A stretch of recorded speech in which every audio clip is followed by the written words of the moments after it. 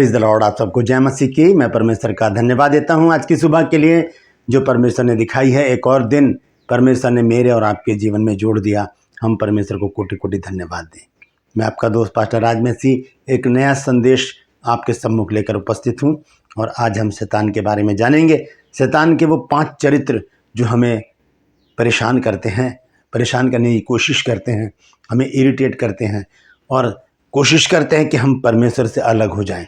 ये 5 बातें बहुत महत्वपूर्ण है। आप देखिएगा कि किस प्रकार से शैतान इन बातों को हमारे जीवन में लेकर आता है। मैं आपको एक बात और बता दूं कि बहुत से लोग शैतान को नहीं मानते और सोचते हैं कि एक सोच है, सिर्फ एक। लेकिन बाइबल तो इस बारे में हमें स्पष्ट रूप से बताती है कि शैतान एक शख्सियत है, उसमें सोच है, उसमें विचार हैं, वो अपनी गतिविधियाँ दिखाता है। वो यीशु मसीह के पास भी आया, वो परमेश्वर के पास भी आया। अय्यूब में जब हम पढ़ते हैं तो वो एक शख्सियत है, हम उसे नहीं नकार सकते।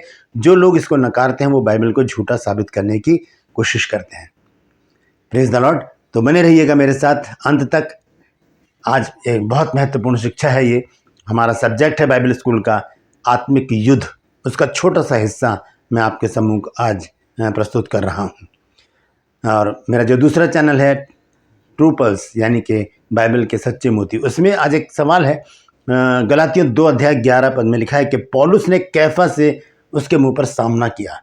क्योंकि आज सवाल यही बना है कि वो कैफा कौन है जिससे पौलुस नाराज हो गया था। कौन है वो कैफा? तो कैफा तो बहुत सारे बाइबल में लिखे हैं। आज हम उस बात को जानेंगे। अगर आप भी जानना चाहते हैं कि वो कैफा कौन था तो आप डिस्क्रिप्शन में जाइए, क्लिक कीजिए आज के लिंक को और देख लीजिए 15 सेकंड में आज के सवाल का जवाब। मेरे साथ मेरी मुहिम में शामिल हो जाइए। जिद है सच को फैलाने की। अगर आप भी जिद्दी हैं तो ये जिद अपनाइए ना, परमेश्वर के वचन को फैलाइए, सच को फैलाइए और जिद्दी बन जाइए। Praise the Lord. एक छोटी सी प्रार्थना करके आज के वचन को मैं शुरू करना चाहता हूँ। Praise the Lord. आइए मेरे साथ प्रार्थना में शामिल हो जाइए। परम पवित्र परमेश्वर, हम तेरा धन्यवाद देते हैं प्रभु जी आज के सुंदर समय के लिए तूने दिया है। विनती करता हूँ प्रभु जी आज के वचन को शेयर करने मेरी मदद सहायता कर। मेरे होठों को, मेरे दिल दिमाग को छूकर ब्लेस कर। मेरी आत्मा, मेरा शरीर तेरे ही कब्जे में हो, ताकि बोलने वाला मनुष्य नहीं बल्कि तेरा आत्मा हो। प्रभु जी जितने भी लोग इस वचन को देख रहे हैं, सुन रहे हैं, उन सब पर मैं तेरी आशीष बोलता हूँ। हर एक को आशीषित कर, हर एक की रोग बीमारी को, चिंता को, परेशानी को अपने सामर्थ्य नाम के द्वारा दूर कर दे। जितने भी लोगों ने कल प्रेयर रिक्वेस्ट भेजे हैं उनको एक बार फिर से तेरे सम्मुख लेकर आता हूँ। विनती करता हूँ हर एक के जीवन में अद्भुत और बड़े काम कर। हर एक की रोग बीमारी, चिंता, परेशानियां, दुख, तकलीफें प्रभु जी, बेरोजगारी प्रभु जी, कर्जे दूर कर दे मेरे प्रभु जी। परमपिता परमेश्वर, जिन्होंने लोगों से पैसा लेना है प्रभु, उन लोगों को प्रभु जी पैसा वापस आने पाए प्रभु, ताकि वो तुझे धन्यवाद दे सके। जिन घरों से लोग चले गए हैं नाराज होकर या ऐसे ही, वो वापस घर आए प्रभु, ताकि तेरे बच्चे आनंदित हो। जिन घरों में संतान नहीं है प्रभु, उन घरों में आज प्रभु तू अद्भुत काम कर और संतान की आशीष दे। धन्यवाद देता हूँ प्रभु, तूने मेरी प्रार्थना को सुन लिया। प्रभु यीशु के नाम से मांगता हूँ, आमीन। Praise the Lord. तो आइए आज के संदेश को हम शुरू करेंगे। संदेश है शैतान के 5 चरित्र। ऐसे चरित्र जो मतलब बदल बदल कर वो हमारे सामने पेश करता है। 5 चरित्र हैं उसके जो मैंने बाइबल से चुने। ज़्यादा हो सकते हैं। अगर आपको कोई चरित्र उसका मिलता है तो आप कमेंट सेक्शन में लिखिए कि ये भी उसका एक चरित्र है जो हमें परेशान करने की कोशिश करता है। तो 5 चरित्र मैं आपको बताने जा रहा हूँ। सबसे पहला जो चरित्र है वो बताया गया है मत्ती की पत्री, मत्ती रचित सुसमाचार, उसका 13 अध्याय और उसका 19 पद। मत्ती रचित सुसमाचार 13 अध्याय 15 पद। यहाँ पर प्रभु यीशु मसीह ने भूमि का जिक्र किया है। 4 प्रकार की भूमि प्रभु यीशु मसीह ने बताई है। बीज का जिक्र किया है, बीज बताया गया वचन को। और वहाँ पर एक बीज ऐसी जगह गिर जाता है जाकर जहाँ पर वहाँ दुष्ट आकर उसको उठाकर ले जाता है। वो दुष्ट कौन है? वो है शैतान। आइए देखेंगे क्या लिखा है। 19 पद में लिखा, जो कोई राज्य का वचन सुनकर नहीं समझता, उसके मन में जो कुछ बोया गया था उसे वह दुष्ट आकर छीन ले जाता है। वह वही है जो मार्ग के किनारे बोया जाता है। मार्ग के किनारे कौन है जो लोग चर्च में आखिर में जाकर बैठ जाते हैं, सुनते हैं, वचन चल रहा होता है, इधर देख रहे हैं उधर देख रहे हैं, कौन आ रहा है कौन जा रहा है, बच्चे खेल रहे हैं उनको डांट डांट के बिठा रहे हैं, कुछ बोल रहे हैं, आपस में बात भी कर रहे हैं, फ़ोन में लगे हुए हैं, व्हाट्सएप पर लगे हुए हैं, फेसबुक खोल रखा है, वचन चल रहा है आगे, तो वो वचन जड़ नहीं पकड़ता। ये दुष्ट वहीं पर ही रहकर क्या करता है, वो वचन को खींच लेता है और वो उनके पास तक नहीं जाने देता। वो नहीं चाहता कि उनका जीवन बदले। तो ये पहला चरित्र है शैतान का कि वो क्या करता है, वचन को हमारे अंदर पैबस्त नहीं होने देता, वचन को हमारे अंदर जाने नहीं देता। इसलिए बहुत ज़रूरी है कि जब हम वचन सुनने जाएं तो हम आगे बैठने की कोशिश करें। सबोपदेशक की पुस्तक 5 अध्याय और उसके पहले पद में हम देखेंगे क्या लिखा है। यहाँ लिखा है, जब तू परमेश्वर के भवन में जाए तब सावधानी से चलना, सुनने के लिए समीप जाना मूर्खों के बलिदान चढ़ाने से अच्छा है, क्योंकि वे नहीं जानते कि बुरा करते हैं। समीप जाना है, जब हम भवन में जाएं तो हम आगे जाके बैठे, वचन पर ध्यान केंद्रित करें, सुने उसको, वही वचन हमारे अंदर उतरेगा। अगर पीछे बैठेंगे तो पीछे तो हमें नींद भी आ सकती है, शैतान हमारे जीवन में काम कर सकता है, हमें हमारे ध्यान को भटका सकता है। तो ये पहला चरित्र है उसका कि वो चोरी करता है, चोर है, हमारे वचन को चुरा लेता है। ये पहला चरित्र है। दूसरा देखेंगे, दूसरा है धूर्त है वो, यानी कि चालाक, बहुत चालाकी से हमारे जीवन में काम करता है। जैसे हव्वा के जीवन में उसने किया, बड़ी सावधानी से बड़ी चालाकी से उसने जान लिया कि वो कौन सा पेड़ है जिसका फल परमेश्वर ने खाने को मना किया है। सभी पेड़ थे वहाँ पर अदन की वाटिका में, लेकिन उसे नहीं पता था कि वो कौन सा पेड़ है जिसका फल परमेश्वर ने खाने के लिए मना किया है। उसने हव्वा से बड़ी ही चालाकी से पूछा, क्या परमेश्वर ने सभी पेड़ों के फल खाने के लिए मना किया है? सवाल करके वो जवाब जानना चाह रहा है, सही। तो स्त्री ने कहा, नहीं, परमेश्वर ने सब पेड़ों के फल खाने के लिए हमें कहा है खा सकते हो, लेकिन जो बीच में लगा है उसका फल खाने के लिए मना किया परमेश्वर ने। यहीं पर ही मुस्कुरा दिया शैतान, जो वो जानना चाहता था उसे पता चल गया। तो ये धूर्तता है उसके अंदर, चालाकी है, बहुत चालाकी से वो काम करता है। संत पौलुस इसके विषय में क्या कहते हैं, आइए देखेंगे। दूसरा कुरिन्थियों 11 अध्याय और उसका 3 पद। यहाँ लिखा है, परंतु मैं डरता हूं कि जैसे सांप ने अपनी चतुराई से हव्वा को बहकाया, वैसे ही तुम्हारे मन की सिधाई और पवित्रता से जो मसीह के साथ होनी चाहिए कहीं भ्रष्ट न की जाए। मन की सिधाई, पवित्रता कौन भ्रष्ट करता है? ये शैतान है। बड़ी चालाकी से हमारे अंदर व्यभिचार डाल देगा, गंदी बातें डाल देगा, कहेगा कोई देख थोड़ी रहा है कर लो, कोई देख थोड़ी रहा कर लो। लेकिन जो जानते हैं कि परमेश्वर सब कुछ देखता है, वो शैतान को कहते हैं, शैतान दूर हो जा। दूसरा ये उसका चरित्र है। पहला था चोर है वो, दूसरा वो धूर्त है, चालाक है, बहुत चतुराई से वो काम करता है और बड़ी चतुराई से हमारी पवित्रता को वो नष्ट कर देता है। जैसे हव्वा की पवित्रता को उसने नष्ट किया, आदम की पवित्रता को उसने नष्ट किया, हमारी भी पवित्रता को नष्ट कर सकता है बड़ी चालाकी के साथ, हमारे विचारों से खेलकर। जब हम प्रेरितों के काम पढ़ते हैं 5 अध्याय में, हननिया सफीरा 2 पति पत्नी हैं, पहली सदी की कलीसिया के वो सदस्य हैं। उन्होंने कुछ भूमि बेची और आधा पैसा अपने पास रख लिया। उन्होंने सोचा कौन देख रहा है कौन जान रहा है, और आधा पैसा लेकर पतरस के पास चले गए। तब पतरस ने हननिया से कहा, 5 अध्याय के 3 पद में लिखा है, हे हननिया, शैतान ने तेरे मन में ये बात क्यों डाली कि तू पवित्र आत्मा से झूठ बोले?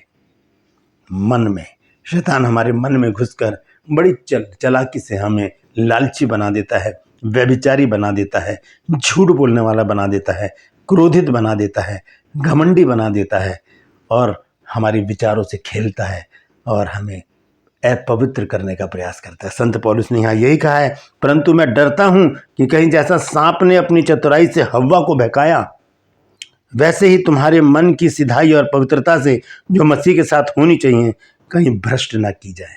किसके द्वारा? शैतान के द्वारा। Praise the Lord. तीसरा पॉइंट, वो हत्यारा है। हत्यारा है, वो हमारी आत्मिक मृत्यु करने की कोशिश करता है। जब वो देखता है कि ये बंदा आत्मिकता में चल रहा है, तब वो उसे गिराने की कोशिश करता है, वो उसे भटकाने की कोशिश करता है, वो उसकी आत्मिक मृत्यु करने की कोशिश करता है।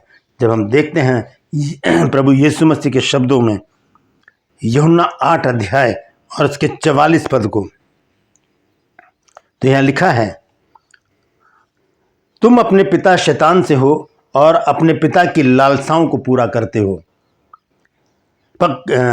करना चाहते हो। देखिए दोबारा से पढ़ूंगा मैं, तुम अपने पिता शैतान से हो और अपने पिता की लालसाओं को पूरा करना चाहते हो।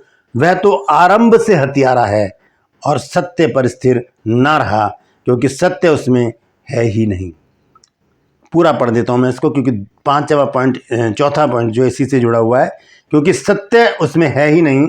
जब वह झूठ बोलता है तब वह अपने स्वभाव ही से बोलता है, क्योंकि वह झूठा है, वरन झूठ का पिता है। हम देख रहे हैं तीसरा पॉइंट, और वो है हत्यारा, मर्डरर, मर्डर करने वाला, मनुष्यों की आत्मिक मृत्यु का करने वाला।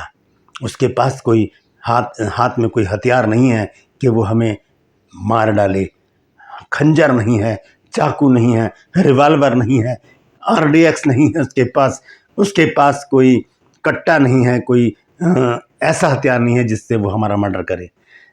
वो बड़ी चालाकी से हमारी आत्मिक मृत्यु को करना चाहता है। वो हमारे विचारों से खेलता है।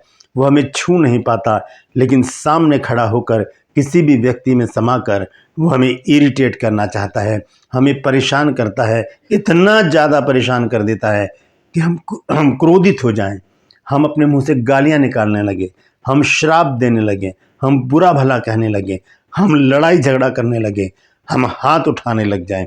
वो ऐसा चाहता है। ये होती है हमारी आत्मिक मृत्यु, क्योंकि हम फिर शारीरिक होकर गालियां देने लगते हैं, शारीरिक होकर श्राप देने लगते हैं, बुरा भला कहने लगते हैं, लड़ाई करने लगते हैं। हम आत्मिक कहाँ से रहे फिर? आत्मिक व्यक्ति के लिए तो प्रभु यीशु मसीह ने कहा कि कोई तेरे दाएं गाल पर थप्पड़ मारे तो दूसरा भी उसकी ओर फेर दे। यही आत्मिक सेवा है। Praise the Lord. तो ये तीसरा जो पॉइंट है वो हत्यारा है। चौथा चरित्र उसका है झूठ का पिता। झूठा है वो, झूठ बोलकर वो हमें बरगला देता है। वो हमें अपने एडवर्टाइजमेंट दिखाता है कि देखो यहाँ पर कितनी खुशी है, देखो यहाँ पर कितना आनंद है, देखो यहाँ पर ऐशो आराम है, यहाँ पर तुम्हें सब कुछ मिलेगा। झूठे एडवर्टाइजमेंट। जब हम वहाँ पर जाते हैं हम फंस जाते हैं। इसी में हम पढ़ते हैं यूहन्ना 8 अध्याय 44 पद में, तुम अपने पिता शैतान से हो और अपने पिता की लालसाओं को पूरा करना चाहते हो। वह तो आरंभ से हत्यारा है और सत्य पर स्थिर ना रहा, क्योंकि सत्य उसमें है ही नहीं। जब वह झूठ बोलता तो उसके स्वभाव ही से बोलता है, अपने स्वभाव ही से बोलता है, क्योंकि वह झूठा है, वरन झूठ का पिता है। शैतान झूठा है। जो भी बात हमारे कान में वो डालता है वो झूठी होती है। झूठे एडवर्टाइजमेंट हमें दिखाता है, हमें सुंदर सुंदर चीज़ें दिखाएगा, अच्छी अच्छी चीज़ें दिखाएगा कि देखो आ जाओ, जिसे कहते हैं मृग तृष्णा। जब हिरन रेत पर दौड़ रहा होता है तो रेत में जो चमकीले कण होते हैं वो दूर से पानी की तरह नजर आते हैं, और हिरन दौड़ता है कि वहाँ पानी होगा, लेकिन जब वहाँ जाता है तो वहाँ उसे कुछ भी नहीं मिलता। इसे कहते हैं मृग तृष्णा, हिरन की प्यास। ऐसे ही इस मृग तृष्णा में शैतान हमको फंसा देता है। दूर से हमें चमकदार चीज़ें दिखाएगा, हमें खूबसूरत चीज़ें दिखाएगा, मनभावनी चीज़ें दिखाएगा, लुभावनी चीज़ें दिखाएगा, लेकिन जब हम वहाँ जाएंगे हम फंस जाएंगे। हमारी आत्मिकता खत्म हो जाएगी, हमारी पवित्रता खत्म हो जाएगी, हम परमेश्वर से दूर हो जाएंगे और हम शैतान के जाल में फंस जाएंगे। इस प्रकार से ये झूठा शैतान हमें अपने जाल में फंसा लेता है। Praise the Lord. आइए देखेंगे पांचवा और आखिरी पॉइंट, ये है भरमाने वाला। भरमाने वाला, ये भरमाता है हमको, धोखा देता है। देखेंगे प्रकाशित वाक्य 12 अध्याय और उसका 9 पद। लिखा है, और वह बड़ा अजगर अर्थात वही पुराना सांप जो इब्लीस और शैतान कहलाता है और सारे संसार का भरमाने वाला है, पृथ्वी पर गिरा दिया गया और उसके दूत उसके साथ गिरा दिए गए। भरमाने वाला, वो हमें भरमा देता। कहाँ से? परमेश्वर के सत्य मार्ग से। वो नहीं चाहता कि हम प्रतिदिन बाइबल पढ़ें, वो नहीं चाहता कि हम परमेश्वर की आराधना स्तुति करें, वो नहीं चाहता कि हम प्रार्थनाओं में लगे रहें, वो नहीं चाहता कि हम परमेश्वर से लिपटे रहें, हे प्रभु करते रहें। वो हमें भरमा देता है, वो हमारे विचारों से खेलता है और हमें नींद में डाल देता है। जब हम वचन पढ़ते हैं तो वो हमें आलस में डाल देगा कि बाद में कर लेंगे। वो हमें भरमा देता है कि अभी तो बहुत समय है, अभी यीशु मसीह कहाँ आ रहे हैं, कर लेंगे तैयारी, बहुत समय पड़ा है। हम उसके भरमाने में ना आए। यीशु मसीह को उसने बहुत भरमाने की कोशिश की। जब हम पढ़ते हैं मत्ती 4 अध्याय में, तब उसने किस प्रकार से यीशु मसीह को भरमाया, आइए देखते हैं। पहले पद से मैं पढ़ूंगा। यहाँ लिखा है, तब उस समय आत्मा यीशु को जंगल में ले गया ताकि इब्लीस से उसकी परीक्षा हो। वह 40 दिन और 40 रात निराहार रहा। अंत में उसे भूख लगी। तब परखने वाले ने पास आकर उससे कहा कि यदि तू परमेश्वर का पुत्र है तो कह दे कि ये पत्थर रोटियां बन जाए। भरमा रहा है प्रभु यीशु मसीह को। वो समझता है ये मनुष्य है, लेकिन वो तो परमेश्वर का पुत्र है। उसने उत्तर दिया कि लिखा है कि मनुष्य केवल रोटी से नहीं परंतु हरेक वचन से जो परमेश्वर के मुख से निकलता है जीवित रहेगा। तब इब्लीस उसे पवित्र नगर में ले गया और मंदिर के कंगूरे पर खड़ा किया और उसे कहा, यदि तू परमेश्वर का पुत्र है तो अपने आप को नीचे गिरा दे, क्योंकि लिखा है कि वह तेरे विषय में अपने स्वर्गदूतों को आज्ञा देगा कि वो तुझे हाथों हाथ उठा लेंगे, कहीं ऐसा ना हो कि तेरे पाँव में पत्थर से ठेस लगे। वचन से बात कर रहा है, भरमा रहा है यीशु मसीह को। लेकिन हमें अगर वचन याद रहेगा, अगर वचन हमारे यहाँ पर बसा रहेगा, हम उसे यीशु मसीह की तरह जवाब दे सकते हैं। जैसे यीशु मसीह ने कहा, यीशु ने उससे कहा, यह भी लिखा है कि तू प्रभु अपने परमेश्वर की परीक्षा ना कर। फिर तीसरी बार उसने कहा, फिर शैतान उसे एक बहुत ऊंचे पहाड़ पर ले गया और सारे जगत का राज्य और उसका वैभव दिखाकर उससे कहा, यदि तू गिरकर मुझे प्रणाम करे तो ये सब कुछ तुझे दे दूंगा। जो उसे प्रणाम करते हैं वो सब कुछ उन्हें दे देता है। हम नहीं करते, इसलिए हमें नहीं देता, हमें तो परमेश्वर देता है। जैसे नीति वचन 10 की 22 पद में लिखा है कि परमेश्वर धन यहोवा की आशीष ही से मिलता है और वो उसके साथ दुख नहीं मिलाता, लेकिन ये जो देता है उसमें बड़े दुख होते हैं। ठीक है। तब यीशु ने उससे कहा कि हे शैतान, दूर हो जा,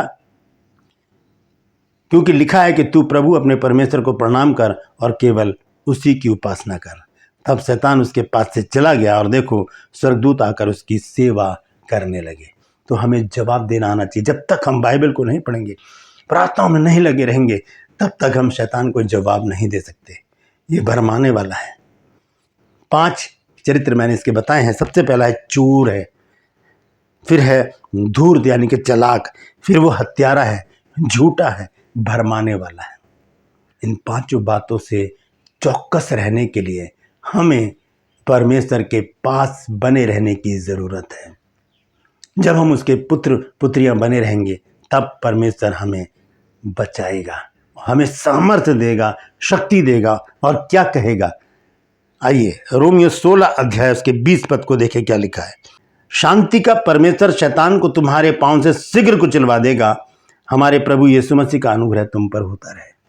शीघ्र कुचलवा देगा। कब? जब हम प्रभु में बने रहेंगे, भरमाने में नहीं आएंगे, झूठ में नहीं फंसेंगे, एडवर्टाइजमेंट देखकर लालची नहीं बन जाएंगे।